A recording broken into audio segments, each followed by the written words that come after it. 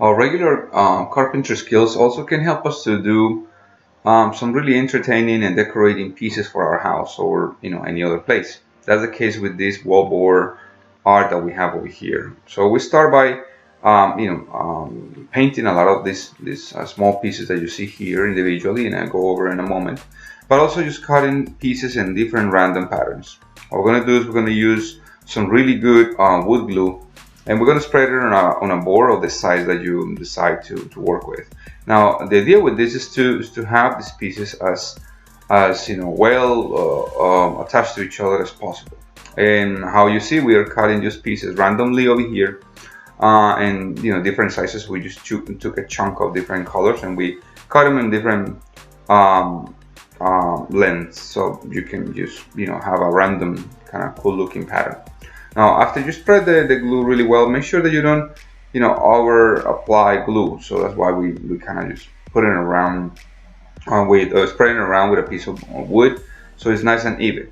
And what is purely what you're seeing over here, that we are trying to maintain the back edge straight and the right edge straight as well as we install it. And then the little leftovers, we left them for the miters to be cut. Now this is something really crucial, because when you're doing this type of work, you want to make sure that you protect yourself and you cut these small pieces with a machine or with a procedure that is not gonna give you trouble. So what I will recommend you is that every time that you go at the end, don't try to cut small little pieces with the miter saw or whatever saw you're using. Try to use long pieces, and whatever left over you use it back again into the board, so you avoid cutting your fingers or hurting yourself, or having those pieces of wood just kind of flying against your body or your face. So have just again a little bit of patience, and try to maintain this pattern as random as possible. Sometimes you're gonna see that two colors meet, but that is okay. So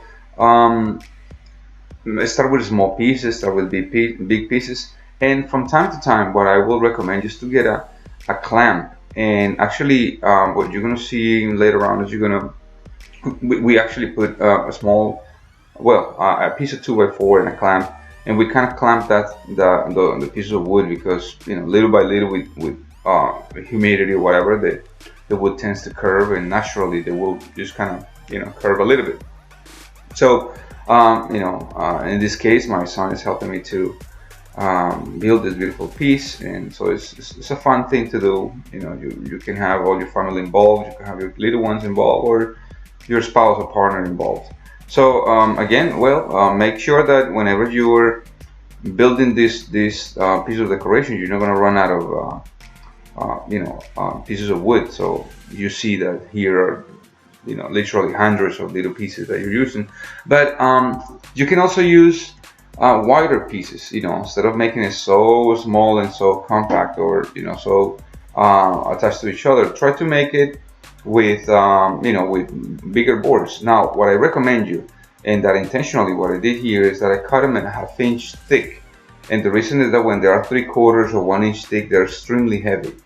So these wallboard decorations will end up being really heavy if you cut them really thick. So some table saw skills are important. Again, just be careful when you're working with the table saw. Now you will be dealing with small little pieces, so use a guide to be able to drive those pieces of wood through the blade of the table saw when you're cutting it.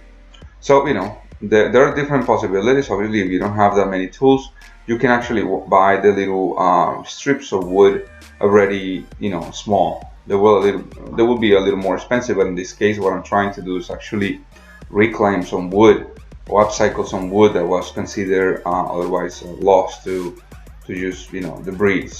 So the clamp that you see now is actually another. I actually put this clamp like 3 times as I was working, so you can actually squeeze through. And if you have some glue coming out, you wanna go ahead and clean it with warm water and soap. That's a good thing about this type of wood glue, that if you are able to remove it immediately, you will not have issues. So the end of the boards are gonna have or in this case, you know, you want to make sure that you finish it really well, and you know, find a way of um, fastening this together. Not fastening, but just kind of squeezing them against each other. And that's pretty much it. You want to make sure that whenever you finish the edges, you want to either file them or just just go through a table saw and clean them up and add a frame if you want to add a frame. In this case, we put a 1 inch by 3/4 inch frame with a different light color that I have left over, honestly.